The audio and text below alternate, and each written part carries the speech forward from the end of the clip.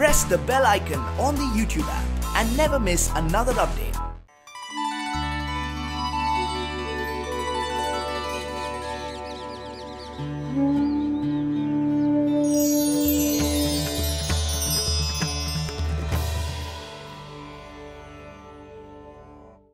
राम राम।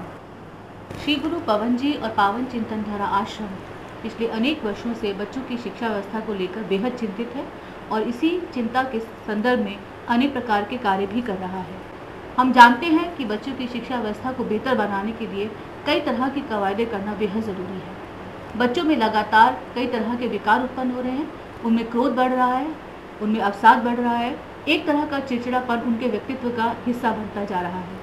तो हमारी आज की चर्चा इन्हीं कुछ मुद्दों को लेकर है कि क्या शिक्षा व्यवस्था इन सभी विकारों से, इन सभी समस्याओं से निजात दिला सकती है या नहीं। हमारी इस बातचीत में आपका हार्दिक अभिनंदन है गुरुजी। धन्यवाद। हम जानते हैं कि शिक्षा और समाज लगातार एक दूसरे को प्रभावित करते हैं। समाज जिस तरह से, जिस तेजी से बदल रहा है, तो आपको लग रहा है कि आज की शिक्षा व्यवस्था क्या उस समाज के लिए एक बेहतर शिक्षा व्यवस्था साबित हो सकती है या नहीं। देखिए, पहले तो मैं ये कहना चाहूँगा कि सब कुछ नकारात्मक नहीं है, बहुत कुछ सकारात्मक भी है। और पिछले अनेक वर्षों में, खासतौर से 1986 के बाद से शिक्षा व्यवस्था में लगातार परिवर्तन हो रहे हैं, कार्य हो रहा है। कुछ लोग बहुत अच्छा कार्य कर रहे हैं, NCERT जैसी संस्थाएं हैं, NBT है, ये बहुत अच्छा कार्य कर रहे हैं, काम तो हो रहा है, लेकिन 2-3 खामियों के साथ। पहली बात तो हमारी शिक्षा व्यवस्था मौलिक नहीं है, हमारा प्रशिक्षण मौलिक नहीं है, जबकि हमारी अपेक्षाएं मौलिक हैं। यानी हमें शिक्षा से क्या चाहिए, विद्यार्थियों से क्या चाहिए, यह तो देश की परिस्थितियों के अनुसार है या उस समाज की परिस्थितियों के अनुसार है, लेकिन इसको दिलाने के जो साधन है, जो सिस्टम है, जो पेडागॉजी है, जो सिलेबस है, वह देश के अनुसार नहीं है। इसलिए ये एक बहुत बड़ा दोनों के बीच में भेद उत्पन्न हो गया है। यानी जो चाहिए वो अलग है और जो साधन उसको प्राप्त करने के लिए हम उपयोग में ला रहे हैं वो बिल्कुल अलग है। इसकी वजह से एक ऐसा द्वंद्व उत्पन्न हुआ है कि ये शिक्षा व्यवस्था समाज को बहुत कुछ नहीं दे पा रही है। योग्य विद्यार्थी तो उत्पन्न कर रही है, लेकिन योग्य संतान, योग्य नागरिक वो इससे उत्पन्न नहीं हो रहे। तो जब आप ये बात कहते हैं कि शिक्षा व्यवस्था में मौलिकता का अभाव है, या आप इस पूरी शिक्षा व्यवस्था को और विशेष रूप से भारत की शिक्षा व्यवस्था को भारत के संदर्भ में देखने की बात कर रहे हैं, तो क्या आप एक लिहाज से ये कहना चाह रहे हैं कि भारतीय शिक्षा का भारतीयकरण होना जरूरी है। जी हाँ, उसके बिना संभव ही नहीं। हर समाज की ज़रूरत अलग है, हर समाज का इतिहास अलग है, हर समाज का भूगोल अलग है, हर समाज का परिवेश अलग है, हर समाज का एनवायरनमेंट अलग है, हर समाज में आर्थिक व्यवस्था अलग किस्म की है, हर समाज के डिविजन्स अलग हैं। अमेरिकन शिक्षण व्यवस्था से अमेरिका का कल्याण हो सकता है, भारत का नहीं हो सकता। ब्रिटिश सिस्टम से ब्रिटेन का कल्याण हो सकता है, भारत का नहीं हो सकता। भारतीय सिस्टम से ब्रिटेन का कल्याण नहीं हो सकता। तो जो जियो पॉलिटिकल सोशल कंपल्शंस होते हैं, उसके अनुसार ही शिक्षा व्यवस्था होनी चाहिए, शिक्षण व्यवस्था होनी चाहिए, शिक्षक होने चाहिए, सिलेबस आदि सब होना चाहिए। अब देखिए, अमेरिका केवल अगर विकास की बात करे या केवल अर्थव्यवस्था की बात करे या केवल तकनीक की बात करे तो फिर भी मैनेज कर लेगा, क्योंकि वहां पर इतनी जबरदस्त हेटेरोजेनियस सोसाइटी नहीं है और जो है उसमें क्लैशेस नहीं है, ना के बराबर है, उसे वो मैनेज कर लेता है। लेकिन भारत के अंदर सोसाइटी हेटेरोजेनियस है, 1100 से अधिक किस्म की तो यहां पर बोलियां ही हैं, भाषा है, और अगर हम कल्चर पे जाए तो 900 से अधिक सांस्कृतिक परिपाटियां इस देश के अंदर। तो ये देश तो बहुत भिन्न है सांस्कृतिक रूप से, बहुत भिन्न है भौगोलिक रूप से, बहुत भिन्न है सामाजिक रूप से। यहां पर वो शिक्षण व्यवस्था नहीं चल सकती, या वो शिक्षण व्यवस्था चलेगी जो समाज परख हो, समाज को जोड़ने की बात करे।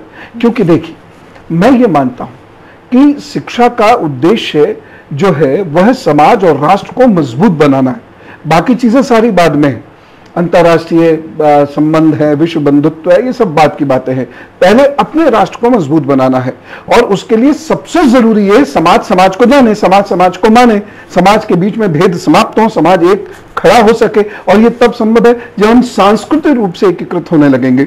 Integrity, the concept of integrity.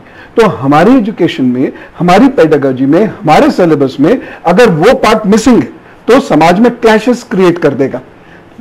Britain में ये समस्या बिल्कुल ना के बराबर है, फ्रांस में समस्या और कम है, रशिया में समस्या ना के बराबर है, चीन में, जापान में ये समस्या ना के बराबर है।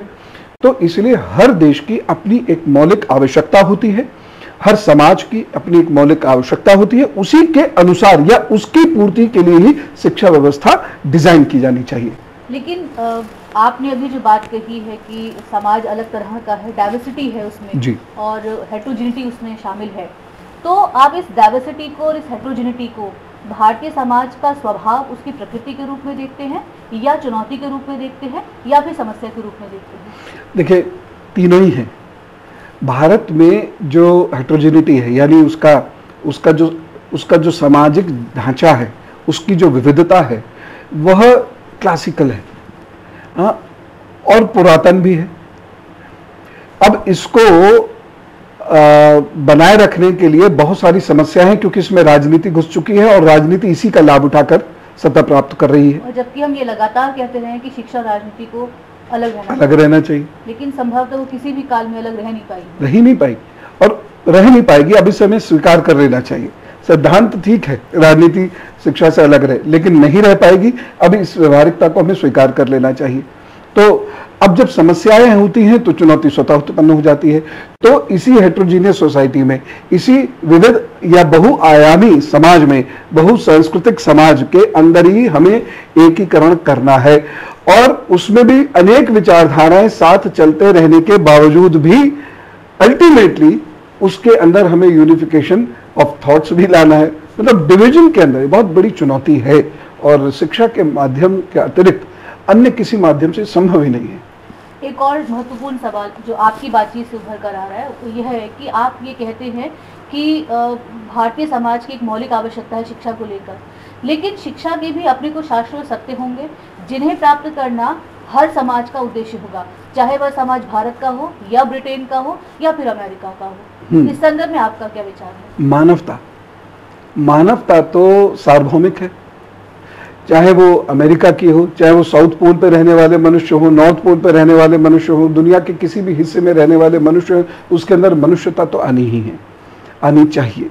और अगर नहीं रहेगी तो बारंबार पूरा विश्व युद्ध, अशांति की ओर धकेला जाएगा। और दूसरी बात, अगर हम मानवता अपने अंदर उत्पन्न नहीं कर सकते तो मानव अधिकारों की रक्षा भी नहीं कर सकते, यानी इस समाज का सारा द्वंद्व कभी खत्म ही नहीं होगा। तो ये शिक्षा का सार्वभौम क्षेत्र है, ये यूनिवर्सैलिटी ऑफ एजुकेशन है, वो है मनुष्यता, मानवता, वह सब जगह एक सी है, बाकी जरूरत के हिसाब से चीजें बदलती हैं। तो हम क्या ये कह सकते हैं कि शिक्षा के उद्देश्यों के संदर्भ में, शिक्षा के लक्ष्यों के संदर्भ में हम दो तरह के लक्ष्य देख रहे हैं।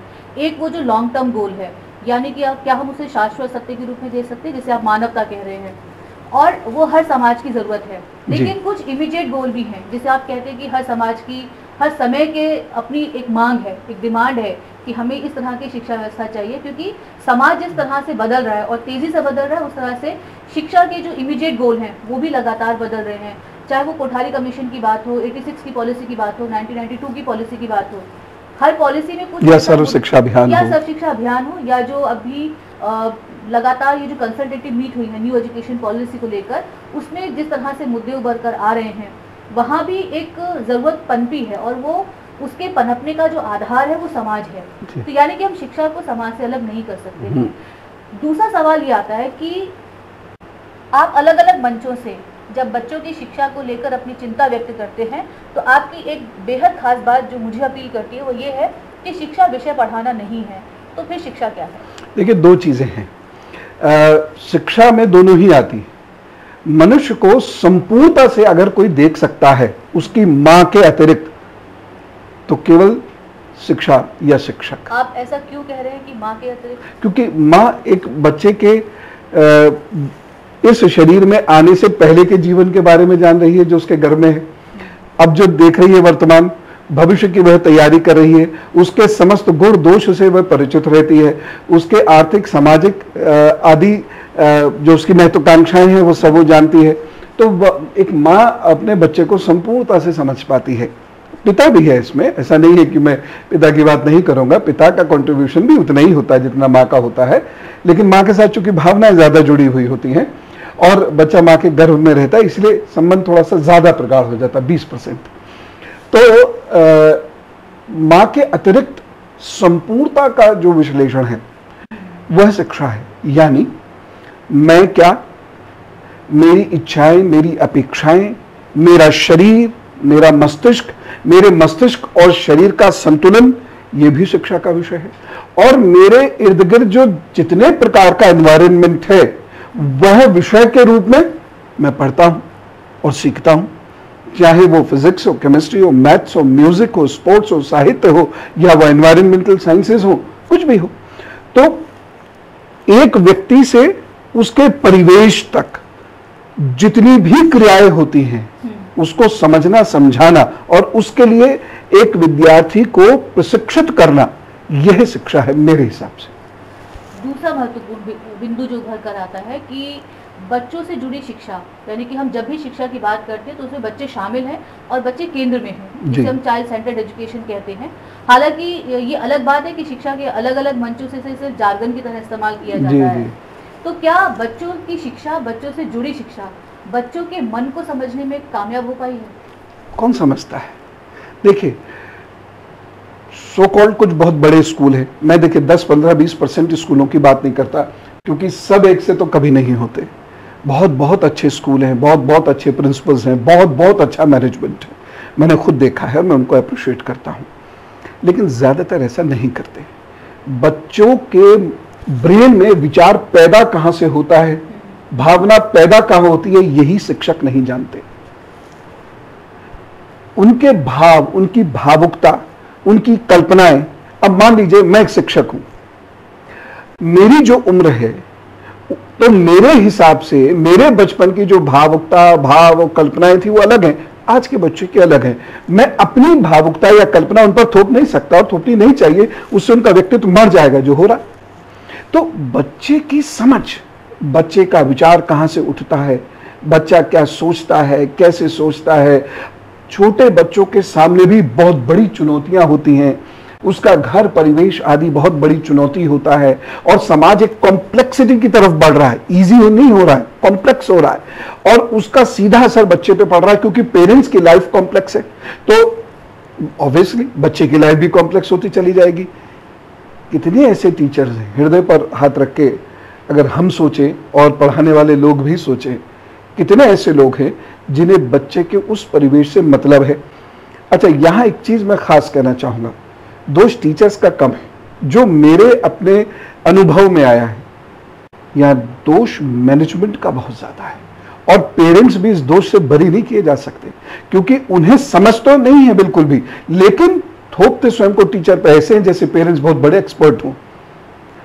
तो पेरेंट्स का दोष तो है ही, ये पढ़ाओ, ऐसे पढ़ाओ, आप ये नहीं बता रहे, आप तो बैठ के बच्चों से बातें करते हैं, आदि आदि। मैंने बहुत सारे पेरेंट्स को ऐसे कहते सुना है अपने अनुभव से। तो दोष पेरेंट्स का भी है, लेकिन स्कूल मैनेजमेंट और गवर्नमेंट पॉलिसीज वो इस प्रकार की हैं कि टीचर चाहकर भी बच्चे के साथ घुल मिल हिल मिल नहीं सकता, उसको समझ नहीं सकता। और बच्चे की अब दो ही चीज़ें हैं, एक तो वो स्कूल के लिए कस्टमर है और पेरेंट्स के लिए वो केवल नंबर उठाकर लाने वाली एक मशीन है। और वो नंबर मिलने के बावजूद उन्हें हायर एजुकेशन में अपने मनपसंद का कॉलेज नहीं मिलता और ना ही अपना मनपसंद का कोर्स मिलता। तो अब 100% के बाद कहाँ जाया जाए? देखिए, अब संपूर्णता से जो भी परिवर्तन होते हैं वो संपूर्णता से होते हैं। अगर मुझे ग्रेजुएशन में सिस्टम को ठीक करना है तो मुझे लोअर केजी अपर केजी में सिस्टम्स को ठीक करना पड़ेगा और वहां से ठीक करते हुए लाना पड़ेगा। मैं सीधे चाहूँ यूनिवर्सिटी सिस्टम को ठीक करके और इस देश का परिवेश बदल दूं, वो नहीं हो सकता। बेसिक एजुकेशन ये मनुष्य की, मानवता की और एक व्यक्ति के व्यक्तित्व की नींव है, काम इस पर होना चाहिए। लेकिन जब भी हम कहते हैं एजुकेशन में परिवर्तन हो, क्या परिवर्तन करेंगे? ड्रेस चेंज कर देंगे।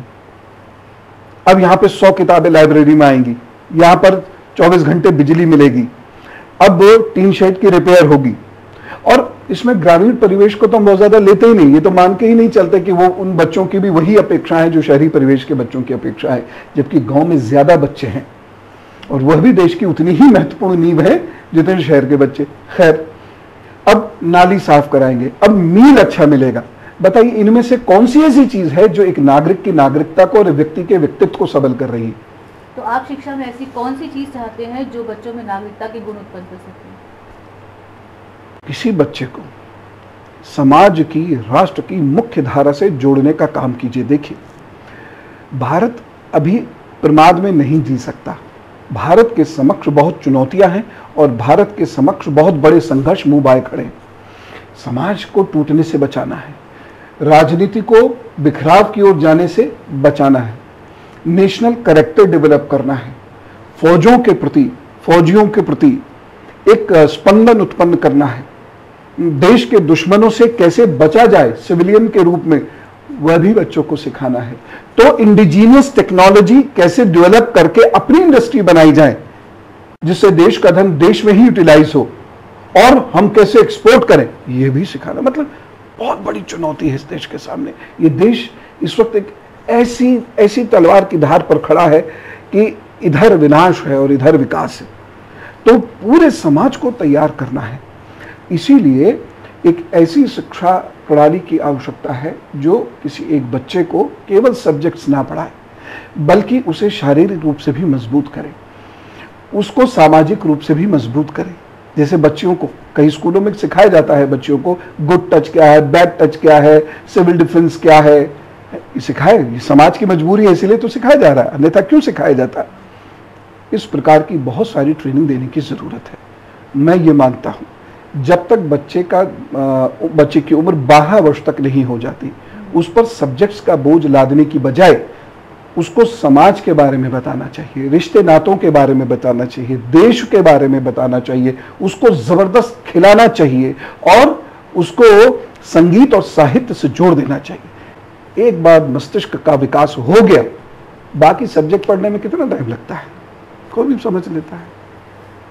एक और मुख्य बात जो बात उभर कर आती है, आप ये कहते हैं कि शिक्षकों का दोष नहीं है, तो फिर ये दोष कहीं शिक्षकों की स्वयं की तैयारी में तो नहीं है? प्रशिक्षण का बहुत बड़ा दोष है। प्रशिक्षण के नाम पर यह जो ओरिएंटेशन जो टीचर्स का होता है, जिस तरह से बीएड की ट्रेनिंग होती है या जिस तरह से बीएड के या डीएलएड के कोर्सेज चलते हैं, आपको लगता है कि शिक्षकों की तैयारी का जो स्वयं का पाठ्यक्रम है उसमें कहीं कोई कमी है जिसकी वजह से एक शिक्षक को जिस तरह से काम करना चाहिए शिक्षा के लिए, और या जिस तरह से उसमें गुण उत्पन्न होने चाहिए कि वह भारतीय समाज की डाइवर्सिटी को बखूबी हल कर सके, उसका समाधान देख सके अपनी कक्षा में, तो वो क्वालिटीज़ और वो जो कैरेक्टर बिल्डिंग है एक टीचर की, वो आज की जो टीचर एजुकेशन पॉलिसी है वो नहीं कर पा रही है। बिल्कुल नहीं कर पा रही। एजुकेशन में प्रशिक्षण ही है, और जो स्वयं प्रशिक्षित नहीं है वो कैसे प्रशिक्षित करेगा? इसीलिए टीचर को बहुत सारी बातों के बारे में स्वयं नहीं पता, वो स्वयं समाज की मुख्य धारा से कटा हुआ है। दूसरी बात यह है कि हमने खासतौर से सरकारी स्कूल की बात करें तो टीचर्स को इतने काम सौंप रखे हैं कि उसकी जो मर्यादाएं हैं उसका सीधा हनन हो रहा है, इसलिए समाज में उसको इज्जत नहीं मिल रही। शिक्षक तो बहुत बड़ी चीज होता है, प्रशिक्षण में उसको समाज के बारे में नहीं पता। आप सर्वे करके देख लीजिए, जो फाउंडेशन ईयर्स के टीचर्स हैं इन्हें समाज के बारे में पता हो अगर, ज़्यादा से ज़्यादा 30% ऐसे शिक्षक होंगे। नहीं तो समाज किस गति से किस ओर जा रहा है इसका तर्क, ऐसे तो एक लाइन, दो लाइन, चार लाइन तो किसी को भी पता होगी, वो तो अनपढ़ को भी पता होती है आजकल टेलीविजन के माध्यम से, लेकिन उसके बारे में इन डेप्थ एनालिसिस क्या वो कर सकता है? नहीं कर सकता। आप उससे कहेंगे तो कहेंगे मेरा सब्जेक्ट थोड़ी है, सब्जेक्ट तो समाज होता है एक शिक्षक का। तो प्रशिक्षण सबसे महत्वपूर्ण है, लेकिन पेरेंट्स की भी गलती है। देखिए, पेरेंट्स के पास एक बच्चा 14 से 16 घंटे रहता है, स्कूल के पास तो 8 से 10 घंटे रहता है। जिम्मेदारी पेरेंट्स की ज़्यादा बनती है, लेकिन पेरेंट्स अपने व्यक्तित्व के गुण डिमॉन्स्ट्रेट नहीं कर पा रहे बच्चों के सामने, और इसीलिए बच्चे सुधर नहीं रहे। और दोष वो टीचर्स में निकाल देते हैं। तो सुधरना बच्चों को नहीं बल्कि बड़ों बड़ों को ही सुधरना होता है, बच्चे सुधरे हुए होते हैं। आपका बहुत बहुत धन्यवाद। आपने बहुत सारे बिंदुओं की तरफ इशारा किया, लेकिन आपने कुछ सवाल अधूरे छोड़ दिए हैं कि बच्चों को उनके विकारों से दूर भी किया जा सकता है। तो कुछ ही अधूरी बातें रह गई हैं, अगले एपिसोड में हम आपसे ज़रूर जानेंगे। राम राम।